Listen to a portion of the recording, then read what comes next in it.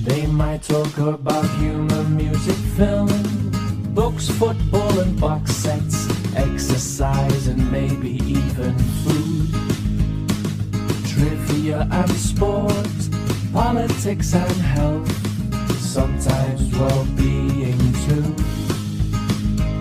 On the Life with Brian. On the Life with Brian. Here we are, and here you are on this, The Life with Brian podcast. Producer Mark here with my co-host Matthew and our hirsute overlord and former Celtic, Manchester United and Scotland football player, Brian McClare. How are you both? Good, thanks. Very good, thank you, sir.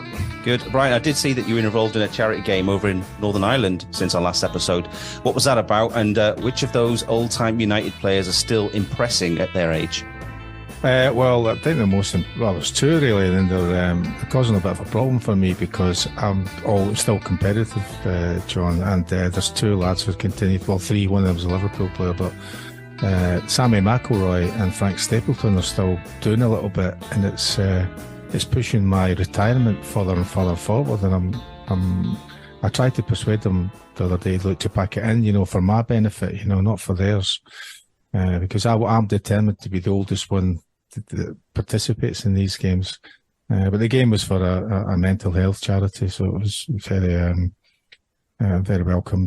It was one of those things, a really good day. They had a good crowd, and I think they made a considerable amount of money, and it's great to continue that message about it's all right not to be all right. Very good cause. Okay, so let's introduce our special guest, shall we? He's acted in a number of high-profile TV shows and movies, including the role as the young Les Dawson, but he's undoubtedly most well known for playing the much-loved sage of the Night's Watch, Samwell Tarly, in all 8 series of that behemoth of a show, Game of Thrones. It's my great pleasure to welcome John Bradley. John, thanks for joining us. How's it going? It's going very well. Thanks very much for having me on, fellas. It's a pleasure to be here. I was going to say, first of all, John, I've seen you on Conan O'Brien. I've seen you on Ellen, all the big chat shows in the States. I mean, surely it doesn't get any bigger than this, does it? Come on, Life with It Brian. does not. This is the peak. This is me retiring from public life after this. The public will be very grateful. You're a very good actor, obviously. Well, I was almost convincing that, So. Getting dangerously close to convincing. I was... the first thing that came to mind, John, was that I saw a picture of you with David De Gea. Yeah. And what were your thoughts considering the news of his departure? Nice picture in the background, by the way, as well. Cheers, his departure from after 12 years at United. How did you feel? Was he one of your favourite players, or was he the only one that would agree to get his picture taken away? Yeah, he genuinely was one of my favourite players. I think United sort of have this thing, or that they've had it throughout my career of being a United fan, where we sort of have marquee keepers with a bit of longevity about them, and then they tend to leave. Then we get a few people in who we try out to sort of fill that gap for a couple of seasons, and it normally takes us a while in between those mainstay keepers to find the next one in that succession. So there was obviously Peter, and then after Peter it went a bit wayward for a bit, and then there was Edwin, and then when Edwin left, we sort of had a couple of seasons without the safest pair of hands at the back there. But I just think David's done an awesome job for all that time. When it comes to him leaving, it would have been nice to say goodbye to him publicly and properly. I think when players' contracts expire, then they just leave, and it's just an Instagram post. You're sort of robbed of that moment of giving them a proper send off, and the fans making it clear en masse how grateful we are for his time at United. But when it's always, because the thing about David leaving, yes, we've lost a keeper that's been with us for that many years, and we've lost a league title winner and the other stuff that he's won at United, but he's also the last one of Sir Alex's signings to leave. And I think that there's something about the sort of generational changing of the guard there. When you think, as long as David was there, we did have a bit of a link back to Fergie and a bit of a link back to that glorious period in our history. But now David's gone. It's just like a complete turnover since Sir Alex. And yeah, it's sort of more, it's sad to see him go, but it's a bit more sort of symbolic than just the on the pitch stuff, I think. Are you suggesting that the suggested target who is the Inter Milan keeper Onana could be our next Taibbi? Oh, poor Massimo Taibbi. I mean, he probably deserved to have left a slightly sweeter taste in the mouth of United fans than he did. But the sort of difference with Onana is that Eric, clearly knows him, and Eric knows what he wants from a keeper. And as good a keeper as David has been in his own way, he clearly wasn't the keeper for Eric. And I trust Eric to know Onana well enough that he knows the system he wants to play. He knows the keeper he wants for that system, and we trust him that he's identified his man. Fingers crossed. Talking of players, we were just chatting about Wythenshawe before you came on there. Your home, and Brian said that he used to drive through there on his way back from training. I was just wondering, was it quickly? No, I used to take, and there was no way you could drive through Wythenshawe quickly. You know that as much as that. One of the things for me, John, was that even then I like to go to pubs, and there was also all those pubs in Wythenshawe. When I was driving past, I thought, right, when I finish playing, I'm going to pop into that one, or I'm going to pop into that one. I think I might have done it once, but I didn't get recognised. But the Wythenshawe's are like a much larger version of the house and scheme that I grew up in Scotland. Yeah. So I kind of felt quite comforted by, slowly driving through Wythenshawe and seeing kids playing in the gardens at the front, and the gates at the front, because the gates and all that in the roads where I grew up were the goals. Even though the roads were a lot quieter in the 60s and the early 70s there when I was driving through. Even though they'd speed bumps, but not a lot of people paid attention to them. Yeah. I noticed and that you'd have loads of goals, you wouldn't have just one set of goals to defend or attack. You'd have sort of two pair of goals, really, So I quite enjoyed the drive through. But so when I was, I was going with myself, when I was travelling with Gary Pallister, he used to tell me to go quicker because he was more afraid. So because he had this view of it, so I would just drive slower. So why not? So he would feel more threatened, and he just kept. And he was having proper, like, almost panic attacks because. And I was saying, Pally, what do you think? Do you think these people are going to or come out their homes and just put a roadblock up and drag you out your car and give you a doing, So I says, they're not different from you and I. It's just like, no, you can't, stop slowing down. I says, come on. So whenever you see me coming off a junction early, he was in a big panic, I think it's a reputational thing. I don't think that, growing up in places like that, you see it completely differently as people on the outside do. And I know that when I meet up people from other parts of Manchester and other parts of the Northwest, and you say that you're from Wythenshawe, they sort of, they do blanch a bit. But growing up, it was an awesome place to grow up, and I'm still there most days because my mum and dad still live around there.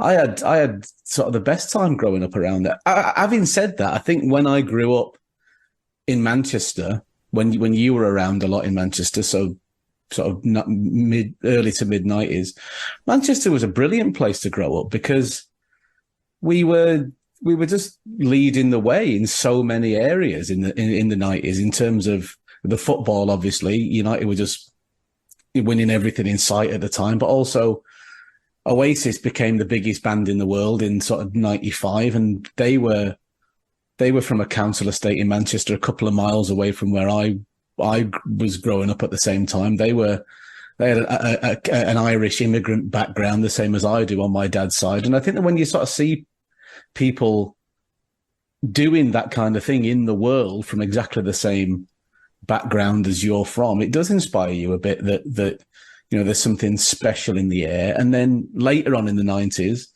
probably one of my favourite programmes, The Royal Family, came out. And then suddenly what families that are like my family are suddenly the subject of these amazing television comedies. You think, but maybe, this is a sort of special place with special people in it, and it sort of gives you a bit of steel to maybe go out in the world and try a few bits and bobs. The question is, though, was Brian missing out by not going into these pubs that nearly lured him in when he was driving? They're still there, a lot of them. So still yeah, well, a lot of them are still there, but a lot of them aren't there. And I think that's a sign of, a sort of change in, not to get too highfalutin about it, but a change in sort of social landscape where the pubs that were around when I was growing up, you probably 5-minute walk in between them all. 5-minute walk, and then you're at another local. Then if you fancy doing a bit of a crawl, you could easily get 20 pubs in a night if you wanted to. But now, yeah, they're becoming a bit more few and far between, and I'm not sure what's changing or whether people are changing. But yeah, there's just not that sort of social thing anymore. But the sort of remnants of it are still there when I go out with my mum and dad around Wythenshawe, and they just know everyone. They just know everybody around their age. They know them because they all used to go in the same pubs all at the same time. And I don't know if that's changing and people are getting a bit more insular, and I don't know. But Wythenshawe, I think that's why I sort of liked it, because it did feel like it was a huge council estate, but because my mum and dad knew everybody else, it felt like a village almost. But yeah, it seems to be changing. So what brought about this sort of passion for United then? Because I heard an interview with you a while ago, and it said that when you were a kid in Wythenshawe growing up, you were probably more interested in collecting Spice Girls stickers than Panini stickers. Yeah. So where did the United thing come from? Well, I think I was always aware of football because, as I said, it was hard to grow up in Manchester around that time and not be aware of football on some level. And I used to watch Match of the Day with my dad when he came in on a Saturday, and that was the extent of it, really. Even my dad wasn't massively into football. He's got more into it the more I've got into it. But I think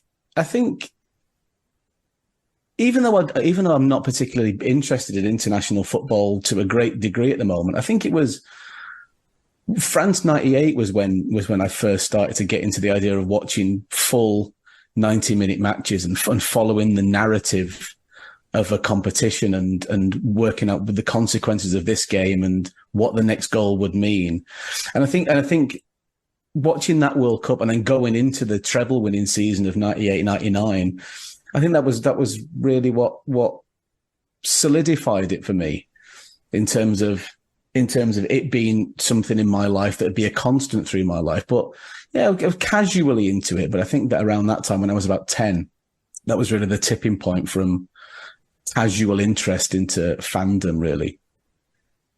Matthew just brought up the Spice Girls there. Didn't you once spend 9 hours on a transatlantic flight in the company of David Beckham? That's true. How was that for you? It was a strange experience, that, because growing up, because I was already a few years into Game of Thrones then. I think it was about 2013.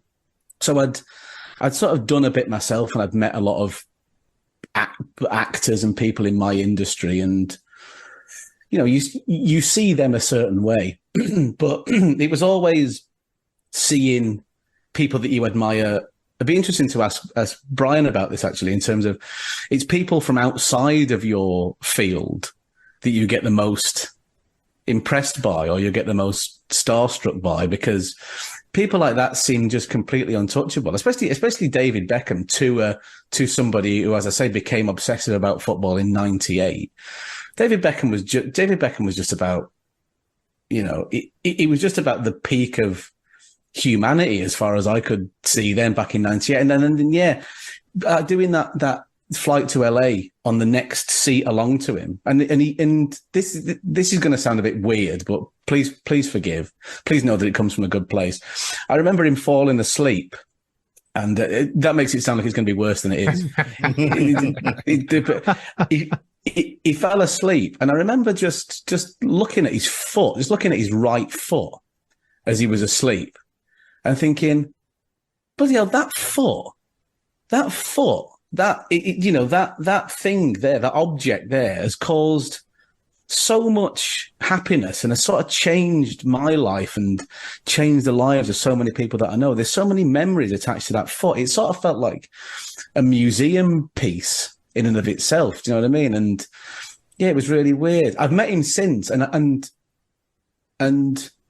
sometimes, I mean, getting recognised is something that I've always been sort of philosophical about and try to be nice to people. But there are some moments in life where you're just desperate to be recognised.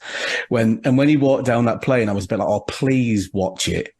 Please watch Game of Thrones. Please just watch it. And I don't think he did at the time because he didn't say anything. Then I met him a few years later, and he must have started watching it in the sort of intervening years. But yeah, coming that close to people that you've only seen at such a distance and who you idolise, it's a funny one. Brian, in terms of, do you go along with that? Did you get overawed by footballers, or was it when you met people and then the outside of that? I think there's a great sort of saying, isn't there, that you shouldn't get too close to your idols because some of the guilt comes off in your hands. Just that little bit of you saying, oh, you hope he watches the programme, and that you can be, I suppose, from your point of view, on a kind of same level, even though we all come from the same place, you know. You want to be able to say, can I, chat at that level of saying, well, yeah, I like your program you're in, you're acting, and I really like you as a football player because you've grown up with that.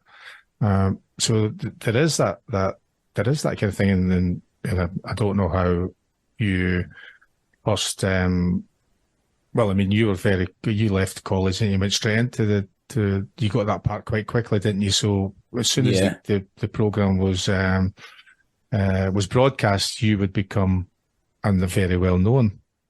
Therefore, whatever you'd be. So if you go to Wythenshawe, for example, you went to the pub with your mum and dad, I assume that people would be going, that's that, and start calling you by the character, because a lot of people don't. It's different for you because they wouldn't know your name necessarily, unless they knew your mum and dad. But they'd be going, oh, and they'd call you by your character, and know that if people knew you in other things you've been in, and go, oh, and they'll call you that character name.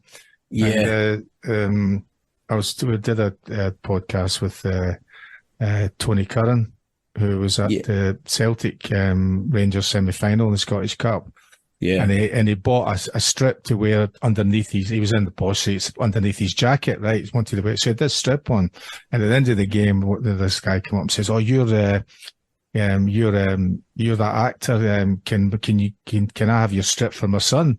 And I was saying, I hope you told him to piss off. Not only did he's been a cheeky fucker asking for you've just paid £100 for a top, and he doesn't fucking know who you are. He didn't know his name. I says, no, I know you're an actor, and that was it. And I said, you didn't tell me you didn't give him it. She said, yeah, give him that. I said, oh, fuck it, I hate that. You mean at least they do know something you were in, and leave and say, well, you were not just you're that actor, as if it's of course, could be any number of different people. So there's all sorts of different things. But what the kind of daft thing with me in my brain, John, is I've got this image of you when David Beckham's falling asleep, and you've got his head right next to his foot, taking a selfie. And that's your full-time, that's your screensaver on your phone. Oh, look at this. Guess whose foot that is? That's weird, man. No. That'd have been a very hard thing to explain away if it had woken up. I know, but that'd be part of the thing. You just go, I was just wondering what shoe size you was, because I've got these particular training shoes that I thought you might like, So. It's funny you should say that about people recognizing you for a certain thing, and I think that the vast majority of actors, even great actors, for a lot of them, there is one thing that they're known for, and they can have careers before and after it. But everybody sort of has their landmark role, if you like. I mean, even someone like James Gandolfini, who's one of the great actors of the past, 30 years. he's had an amazing career outside of The Sopranos, but The Sopranos is the thing that he's most known for and most loved for and most admired for. But a strange thing happens when the thing that probably you're going to be most known for is the very first thing that you do, because it almost feels a little bit, anticlimactic coming out of it. I finished that when I was 30, and I know for the rest of my life, possibly not, but probably it's still going to be the thing that people identify with me first and foremost. And it came at a strange point where if you are a James Gandolfini or a Bryan Cranston, and you have your moment when you're in your 40s, 50s, that feels like you've ascended to a peak and done the hard yards, and you've got there, and you're sort of enjoying the spoils of that. But when it happens first, you just think, oh well, that's to peak that soon. It sort of leaves you with a bit of a sort of empty feeling afterwards sometimes. And people come up and talk to me about Game of Thrones all the time, and it's nice. But if somebody comes up and talks to me about something else that I've done, anything else, if they say, "Oh, I saw you in that film," or ask me about something that's coming up in the future, at the moment, it means more to me than somebody talking about Game of Thrones, because it's just something else to sort of talk about. And one thing that I sort of wanted to ask you when I knew I was going to do this is about sort of looking back and the great moments in your career and stuff. How sort of comfortable are you with that? And are you at a place where you're at ease with the past and you're at ease talking about it, or do you get sick of talking about it sometimes? No, because there's one of the little things there. My son Liam, who was born in Wythenshawe Hospital. So if he ever wants to be cool, he can say he's born in Wythenshawe, because he was born in Wythenshawe. He was only there for a day, but he was born in Wythenshawe. Right. He said that he wanted to please tell you that he thought you were brilliant in Moonfall. Oh, nice one.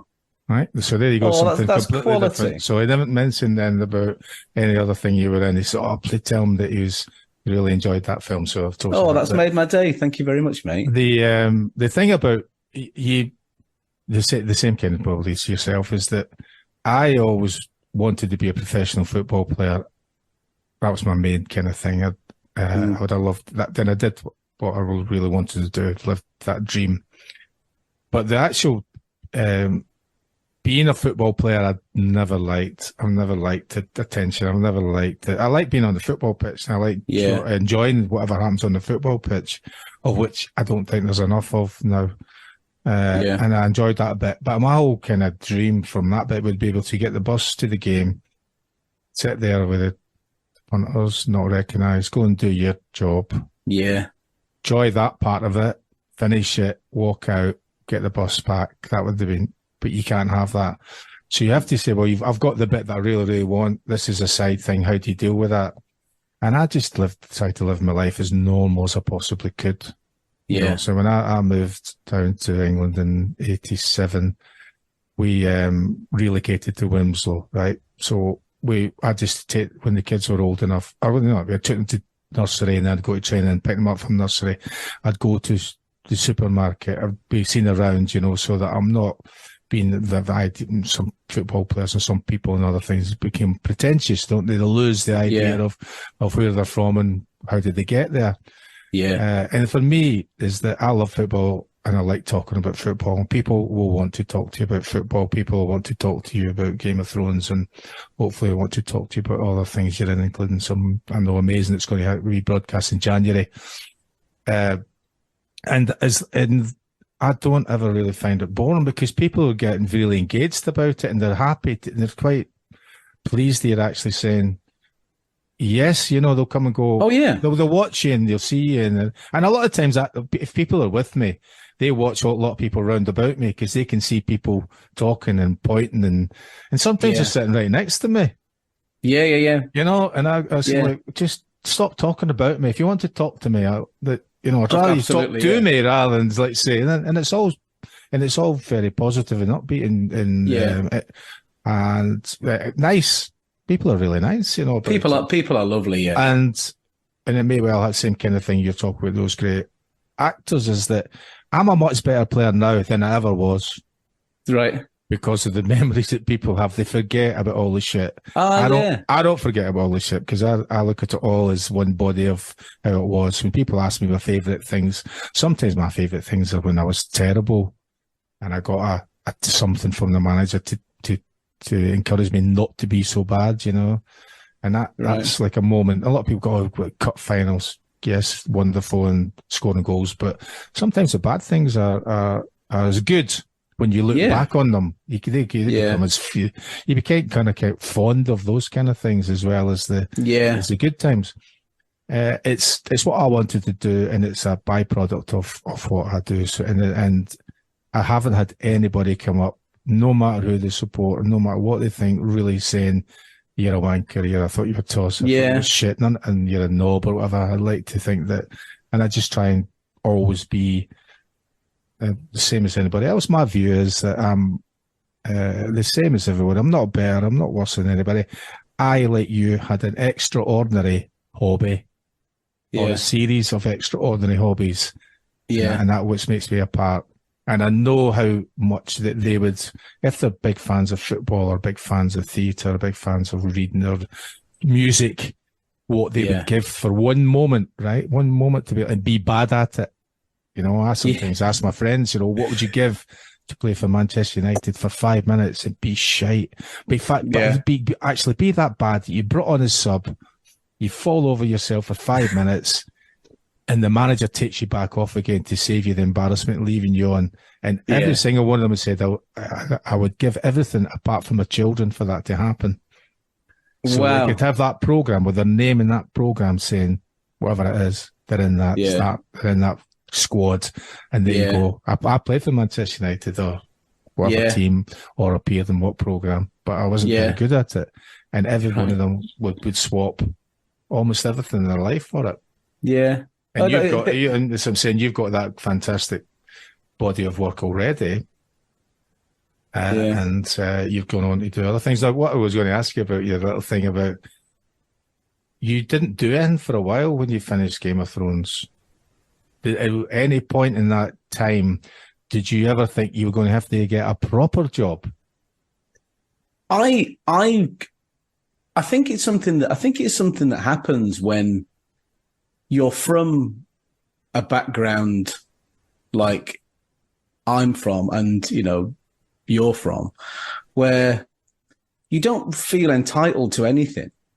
Like when you're a kid, and maybe it's different actually in growing up in Scotland and thinking about football, because there are so many examples of great successes from there and in that field that there's kind of a blueprint for it. But when I was growing up and from Wythenshawe and wanted to be an actor, there wasn't necessarily that many. It just seemed like a bit of a closed shop. It didn't seem like there was any roads into it. So the chances of it ever happening for me, especially when it comes to doing this American TV show, it just sort of seemed impossible. So the fact that I got there and I did it, almost, I just didn't feel entitled to anything else necessarily. And I just didn't think, oh, now I've done this, then I'm going to progress to this, then hopefully I can do that. It's just a bit like, well, the chance that I even got to do it at all was so unlikely. I don't feel I can be expecting to maintain that level or even maintain any level really. So I had that year off after Game of Thrones when that finished, and I say a year off. I was being offered parts that were similar to the character that I played in Game of Thrones, but maybe not quite so well written and not quite so as fleshed out and just not as interesting. And I deliberately resisted a lot of those because I just thought, well, it's such a key time. Now, if I take a lot of those parts, it sort of feels like I'm limiting myself to those parts for the rest of my career. So I was just waiting for the right thing to come along for a year, losing faith that it ever would. And then, about a year later, 18 months later, this rom-com came up with Jennifer Lopez, and it was completely different to anything that I'd ever done before. It was current. It was sort of glamorous, and she was in it, and he was playing a character that was very different. So I'm glad that I waited now, and I'm glad that I didn't panic and cave in and do some of those other parts, because it might have changed the course of things a bit. But I never felt that I was, entitled to go on to bigger and better things. The fact that I did it and I enjoyed it so much was sort of just impossible anyway. When you got approached, I don't know how the contact would have come through an agent or whatever else it was, to say that this part and that it was Jennifer Lopez. Did you ever think, this is a wind up, this is not right, and then I believe you were told, no, she actually wants you specifically. That must have been encouraging and joyous. Yeah, it was really encouraging, and it was encouraging anyway. And then later on, I found out the way that her team had decided upon me for that part. She watched Game of Thrones, Jennifer, but it was nothing to do with Game of Thrones. She saw me being interviewed on Ellen DeGeneres, or her producer saw me being interviewed on Ellen DeGeneres, and she saw it, and then she thought, oh, maybe he can play that part, and that made me feel absolutely on top of the world, because that wasn't somebody seeing my previous work and saying, oh, we'll take that same character that he played there and put it into something else. This is about seeing something in me as a person that she thought I could bring something to that film. So it felt like a whole new reset. It felt like a whole fresh start, where I wasn't expecting to deliver the same flavor as I delivered in Game of Thrones. It was like I had a blank canvas to sort of reinvent myself a little bit. So yeah, that was very flattering. And I still say that was sort of the beginning of the second phase of my career. And I'm very grateful to her and that team for giving me that chance. You're listening to Life with Brian. I'm just waiting for Sparky to do his own podcasts, but this one came along first, so... Choccy will back me up on this. Anything deep fried tastes great. It was Robbie Williams, and he's like, Dominic, you survived the 90s as well. How did we do it? Subscribe wherever you get your podcasts. We had a bit of a laugh at the start about Wythenshawe, growing up in Wythenshawe, whatever. But I mean, that must be quite a strange path. A lad from, not the most thespian sort of part of the world. There's a theatre in Wythenshawe. Well, yeah, but I mean, it's a hell of a journey, isn't it, from Wythenshawe to Hollywood and beyond. I mean, what was your inspiration for getting into drama and acting ultimately? Well, I mean, sort of non-theatrical is a bit of an understatement, really, when it comes to what was going on in my home in terms of entertainment. We never went to the theatre ever. We didn't even watch films particularly, and we didn't even watch drama on telly. It was just comedies all the time. It was just a certain type of British, some American, but mainly British sitcoms. So when people talk, a certain generation talks about what made them want to be an actor. They always say, "Oh, I saw Laurence Olivier on stage doing King Lear, and I thought, oh, that is what I want to do." But for me, it was never that type of actor. My first favorite actor was Rick Mayall. I remember watching Rick Mayall in The Young Ones and in Bottom when I was probably too young to be watching it, and just falling in love with him and falling in love with what he was doing, and thinking, oh, I'd love one day to be in a position where I can make somebody as happy as he's making me when I watch him. So, and I still think that's a very privileged position to be in. And, it's sort of the idea of entertaining people is now, it's a bit of a no-no when it comes to people talking about acting. When you hear actors talking, a lot of them make it sound like, oh, it's the most serious business in the world. And they talk about what they get from it, and they talk about how hard they've worked from it and the extent that they went to find this character. And that's all fine. And you've got to admire people like that. And every actor does that to a certain degree. But sometimes you think, oh, let's not forget that you're here to entertain an audience, and it's not necessarily about what you get from it. It's about how the final product makes your customers feel, or the effect that it has on them. So I think that it has affected my sort of entire Wythenshawe and the working class background, and seeing, my dad working really hard at a job that he didn't necessarily love. It sort of set me up for a career where I'm always thinking about working hard to do the job that I'm paid to do and satisfy the audience first and foremost. And I don't necessarily feel that I'm entitled to, reach any great highs in terms of my own personal attitude towards it or response to it. Yeah, I'm just always in service, and I think that when you're around working people, it's something that you can transfer into your own working life, no matter what that is.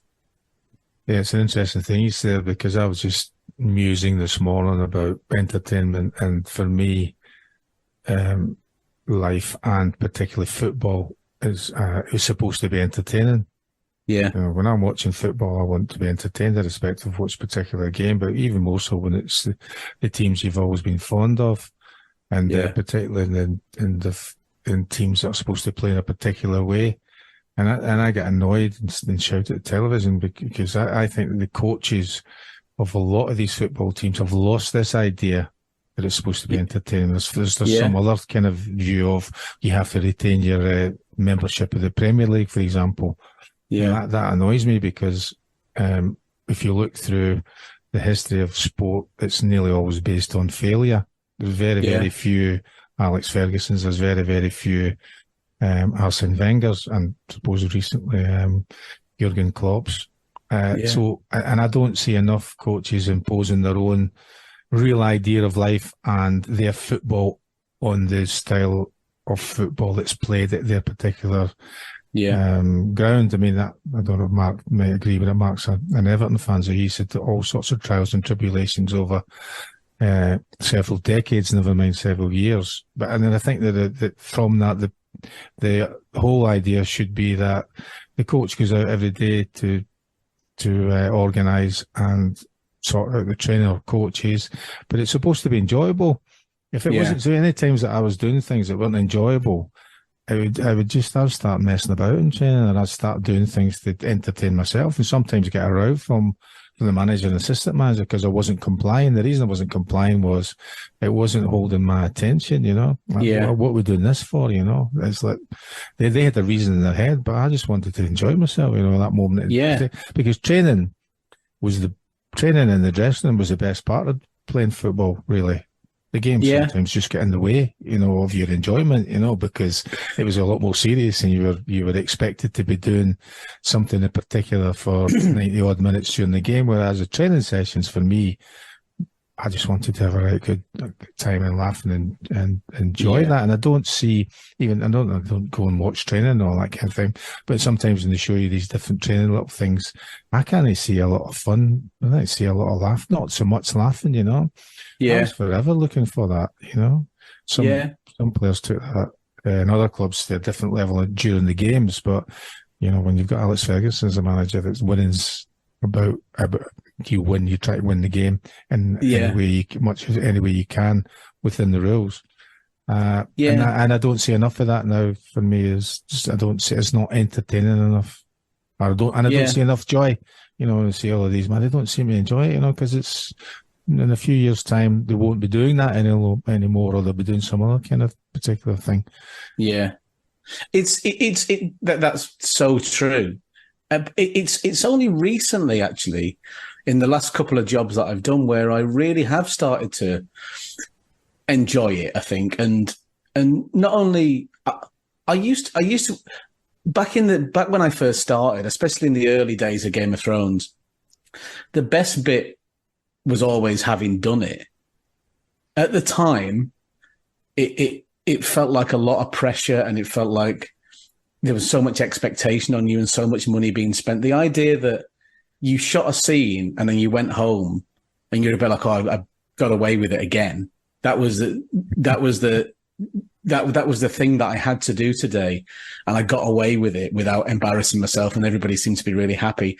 That brief evening of enjoyment was as good as it got, and then it had all the sort of that cycle would start again the following morning when I had to film something else. But yeah, back then it was interesting going straight from studying at drama school straight into Game of Thrones without it in the space of a couple of months, because it really, the difference in terms of my own enjoyment of it was massive. In terms of, I remember thinking, God, when I was at drama school, I was acting with my friends who I'd known for 3 years. The stakes weren't that high. The consequences of failure weren't that high. You were just doing it for an audience of invited people who were paying a couple of quid and not really expecting that much of you. And, you know, if it was good, it was good. And if it wasn't, kind of no big deal. You'll work on it and then get better. But then as soon as I started working, and as soon as I started getting paid for it, and as soon as I saw the sets that were being built and the money that had gone into it and the time that had gone into it, I stopped enjoying it for a while because I felt that I was absorbing all of that pressure, and suddenly a camera's on me and it could be viewed by tens of millions of people all over the world. Suddenly the stakes were so high that my relationship with it changed. And it's only recently that I've got more comfortable and more confident in my process and my ability to do it, that I have started to enjoy it. But yeah, it was an interesting and very quick turnaround in terms of enjoying it to suddenly feeling all of that pressure and expectation. And did that, it sounds like you've sort of staved off feeling that pressure, but was there a relationship change with it as soon as you turned professional, do you think? Yeah, no, well, I mean, there's two parts of things I said about the week. You were preparing for the game, and there's actually the game, and there's a different way of that kind of thing for the game.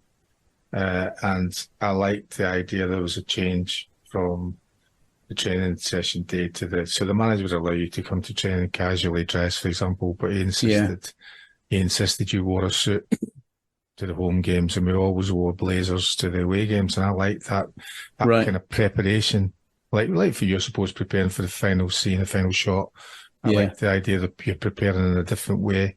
You know, I would shave the day before the game, so the manager liked you to be clean shaven. He hated. Still does hate. Making up for it now. He's kind of, he's enjoying himself a bit more, so don't get so many rows from him about it.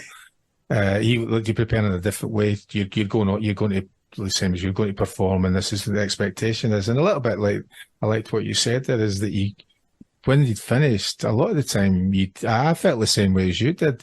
Well, I got away with that there. Yeah. You know, and that could have been a lot worse. It could have been better, but actually, you know, I got away with it, and then the cycle kind of starts again with that. So there was, and you sometimes you don't look back, put pressure on yourself to perform. Because I've said lots of times, I don't understand. I played under Alex Ferguson. I played for him for 11 years, right, as a player, and then I was part of his coaching group within Manchester United in the academy for another 13 years, right. And there's some of the things that I used to push him, right? He's got a good sense of humour, right? And but some of the things I used to I wonder how even now I got away with the things I got away with, right? Without, and I know that I've seen different things, but I've never had a conversation about that. I think the biggest one really was Jaap Stam said something about in a book, and the next minute he's gone, right? And I always felt like that could happen to me when I was saying things to him. Sometimes I'm thinking, when I get to the end of this comment, this could be the end of my fucking career, right? But I didn't stop. I never stopped midway through what I was saying. I just ploughed on, assuming that, whatever happens, this is what's supposed to happen. Yeah. And I got away with an awful lot of things. But I was putting pressure on myself. I only realised that I was actually by doing what I'm doing, I'm putting pressure on myself to please him. And the only time that you really need to please him, please the coach, please the director, is that shot, that game, you know. So that's that time where you have to please him, whatever way that is. And at the end of it, he decides whether he's satisfied with that performance. Yeah. And he would let you know. We knew exactly, and all the times, the not so good times and the good times, what he thought, because he'd tell you. Yeah. He'd tell you, particularly in match time, tell you at half time, and he'd tell you after the game. Even if you'd won the game, he'd be telling you that it wasn't good, that's not good enough, Yeah. And then that kind of, when you look at a lot of those players that came through that kind of thing, a lot of them have got very high regard for doing the right thing and doing it in the right way and winning, and the pressure of putting yourself under that to perform. Yeah. High standards, I suppose. And I suppose it's like most, I would imagine that's what it's like with when you're working in a film, the director's got a view of how he can see this performance, how he wants it, and all the other people round about you, the cast, the team on that particular day, want you to do as good a job as you can, because it's going to reflect on their performance. Yeah, exactly. If you're arsing about during it and you're taking too long, and you keep, I know it's a different thing about laughing and all that kind of thing, there's always going to be that, but if you're just like, oh, I can't be arsed about this today, the other people are going to go, what the fuck's going on? And it's sort of, and you could quite easily, because of the way it is, and I saw a couple of little bits, you were involved all the way through all those series, but you could have been written out at any time. Absolutely, yeah. Yeah, totally. That's it. It's so true what you're saying, actually, about, and you hear a lot of players, ex United players in particular, saying that about Sir Alex, and I've got that same thing with certain people in my life as well. I had it with David and Dan, the Game of Thrones creators, and I had it with Jennifer and her team as well. It's about repaying people's faith in you, that they've given you this chance, and they could have picked anybody, but they've chosen you. And so you have to do everything you can to make them know that they've made the right decision and their faith in you wasn't misplaced. And you're going to do everything you can to thank them. And the best way of thanking them is to take it seriously, to do your job to the best of your ability. And yeah, I think that's something that's really important. And you're kind of at the mercy of these people who present themselves at these pivotal points in your life. And if they've chosen you, the least you can do is work as hard as you can. I think that's a good attitude to have in anything, but especially when I was, as I've said, working class Manchester kid with no way of even thinking how I could get into acting, or no expectations. And then suddenly these people who were in Los Angeles and they saw a tape that I did at a casting director's office in London, and then they chose me from that and put me in this thing and changed my whole life. The least you can do is work hard. Something that you mentioned there, Brian, about training and having a laugh and whatever. What's the equivalent of that in the acting world? I mean, do you have that sort of dressing room banter that in football? Is it a very lonely existence, really, if you got downtime? I mean, Brian, you would have probably had a laugh with your teammates and played a few pranks or what have you, but does that happen in Hollywood? Yeah, it definitely does happen.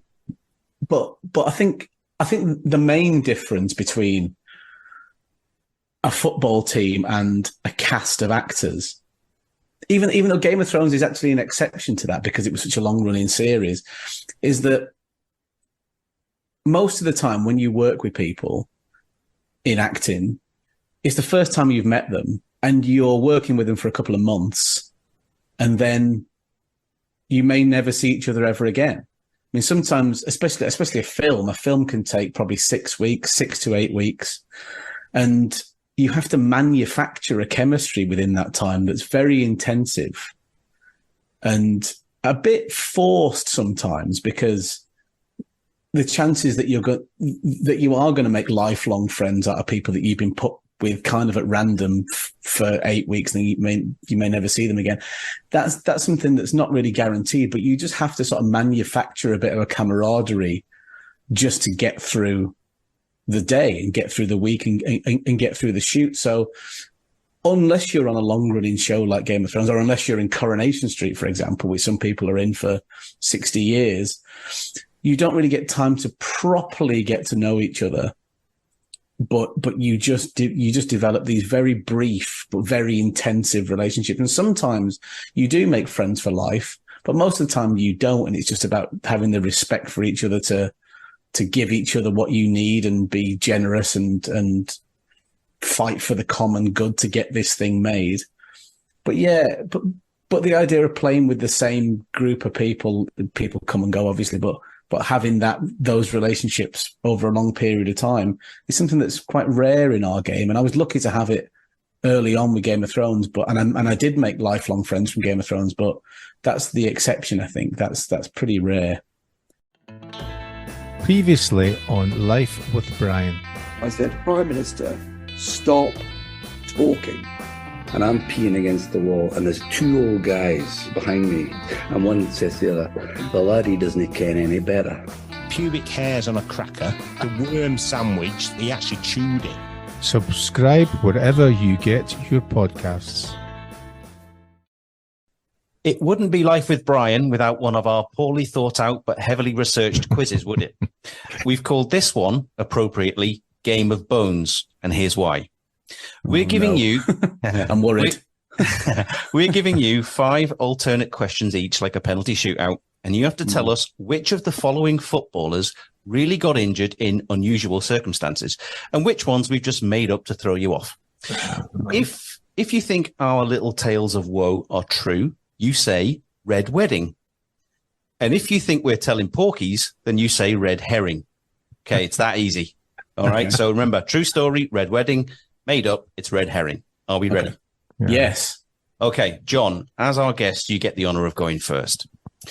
So, former Juventus and Sampdoria midfielder Ivano Bonetti once broke his cheekbone after being hit in the face by a plate of chicken wings.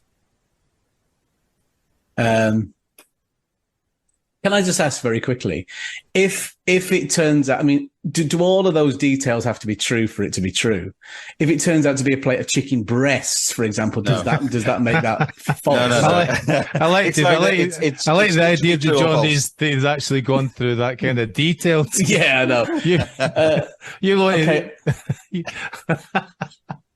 I'm not going to. I'm not going to dilly-dally. I'm going to go red wedding on that one. Oh, that's right as well. Straight in, yes. That's right. He was. It's when he was at Grimsby Town. That was right as well. Can't believe and you'd answered to that. Yeah, manager Brian Laws threw a plate of chicken wings at him in anger after a defeat.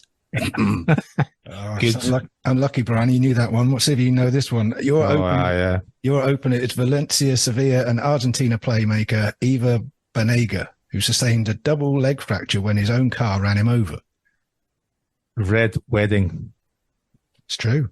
When filling up his car at a petrol station, he forgot to apply the handbrake, and the car rolled over him, pinning against the vehicle in the pavement. I don't know why I'm laughing. That's the second story we've had. That's the second story we've had on this show that involves someone getting run over themselves. That's right. It was Brian Harvey. When we had Brian O'Driscoll on the show. Yeah. Brian Harvey. Didn't Brian Harvey claim it was because he'd had 3 baked potatoes? Yeah. See, if you'd been on the show with Brian O'Driscoll, you'd have known that one. All right. Okay, so that's 1-1. All right. So, John, for your second unfortunate injury, you've got former LA Galaxy and US star striker Landon Donovan, who in 2013 slipped on a puddle outside his LA home, resulting in a broken jaw. Slipped on a puddle in LA. Am I thinking too deep into it? I'm going to go red herring on that one. Oh, 100%. Well done. This, in fact, happened to heartthrob actor Zac Efron, who had to have his mouth wired shut and received stitches. Okay. Somebody did slip on a puddle. Oh, yeah. This actually happened, just not to Landon Donovan. Oh, right. It's going well, this. All right. All right. Brian, your second injury is former Barnsley and Wales fullback Darren Barnard, who slipped in a puddle of dog do, resulting in torn knee ligaments. Oh. Red herring. Oh, the first miss. Shite. If you pardon the pun. Quite literally. Yeah, so red wedding. A puppy he owned, weed on the floor at home, and the resultant slip cost Barnard 5 months out of action. That's so presumably he had to go in and tell the club that's why he was injured. Yeah. I'd rather retire from football than have to go in and tell the medical team that. They just probably think of something else. Yeah, he probably did lie. He probably lied the first time, and then somebody's grassed him up. Yes. Because I mean, I wouldn't imagine what it'd be like trying to explain to Alex Ferguson why I've got. It'd just be that would just be I could just see it red now in my head. The only thing I can think of is the actual reason was even more embarrassing than that. I think there's a real reason behind that that's not that. But he's made that up because I know he's going to make up about slipping in dog piss. There must be something even worse in reality. Okay, so at the halfway point, John, and your next one is former Real Madrid, Valencia and Spain goalkeeper Santiago Canizares, who missed the 2002 World Cup after dropping an aftershave bottle on his foot. That definitely happened to someone, whether it was Canizares or not.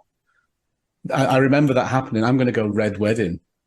You're good at this, aren't you? Yes, it is true. He dropped the bottle on his foot.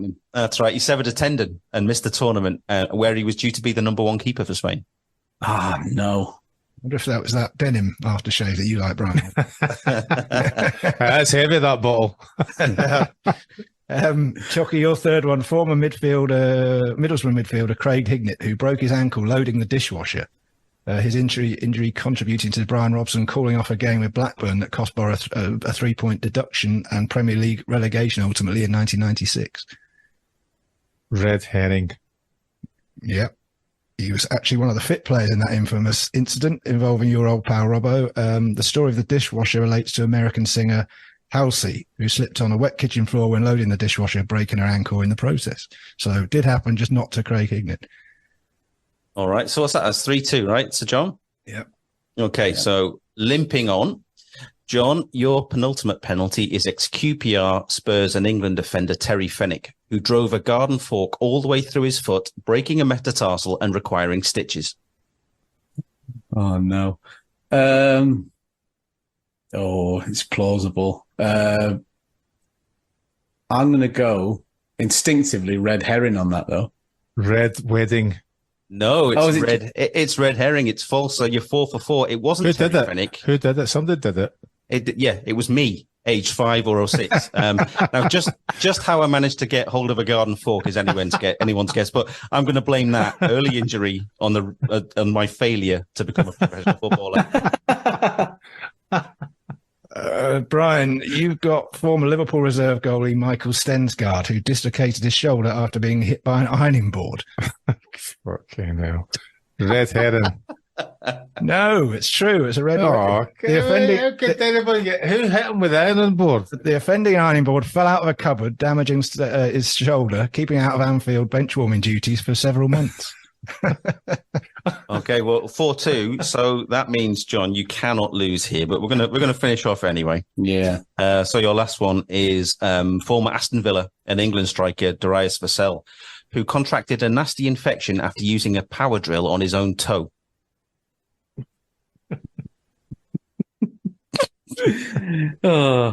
I can't lose, can I? No, you can't. Okay, so take it left-footed. Okay, Red Wedding on that. Bang. I think that might be the first 5 out of 5 we've ever had. No way! I think, yeah. He decided that the best course of action to deal with a blood blister under his toenail would be to drill straight through it. Whoever said footballers were idiots? Do you know the reason for that happening was because he used to have terrible. He did the same kind of thing. I used to wear football boots too small for me, John. I used to wear them in the bath. They would stretch and you'd end up with toenail problems. And the physio, when you got things like that, they had a little, like a Dremel, but you could do it slowly and drill into your nail to release the pressure on the toenail. So he'd have seen that and it happened to him before. So he's decided, he'd have decided to do it himself. So a power drill's maybe just a wee bit too big to be trying the same procedure, but it would have happened. It would have happened that. He's drilled through his toe with a power drill and he's only come away with an infection. I'd call that a result. You'd have been a surgeon. It was a dirty drill bit, if he'd have sterilised his drill bit, it'd have been all right. Yeah, come on, Darius. Brian, last but not least, you got former Leeds, Blackburn and Newcastle hardman David Batty, who broke his leg slipping on an inflatable assault course whilst on holiday in Cyprus. Oh, Red Wedding. Yeah, false.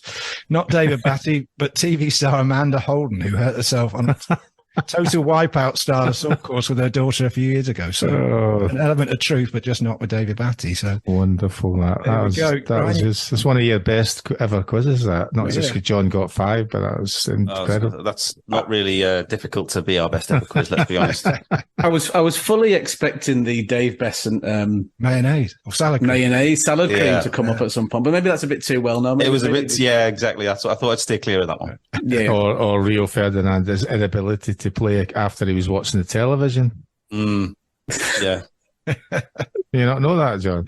No. He was watching, he may have been binge watching something like Game of Thrones. He was sitting on the couch with his leg in a particular position on the stool or something like that, and he ended up with an injury. I don't know what. He couldn't play the next game because he was, no way. Yeah, look that up. Yeah, definitely a stool injury where he was just put his foot up on whatever position it was in. He ended up, I can't remember, but he couldn't play the next day.